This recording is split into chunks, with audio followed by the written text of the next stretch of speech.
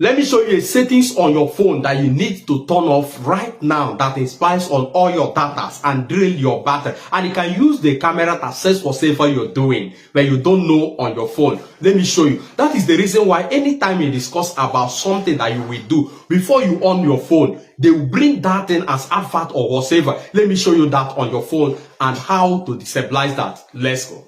Open your phone settings, scroll down, click on Google and click on all services, and then now scroll down this way and click on devices, click on it and make sure you turn this button off, okay, so that it will stop scanning all your apps and send information to the developers. Return back this way, okay, and then scroll down, click on ads. When you click on add, it will bring you to this interface. Click on add privacy. It will show you these three development where you see add topics, you see app suggested ad, you see add measurement. Make sure you turn them off. You can see my own this way. This will stop all those pop-up ads that normally pop each time you're browsing or doing anything on your phone.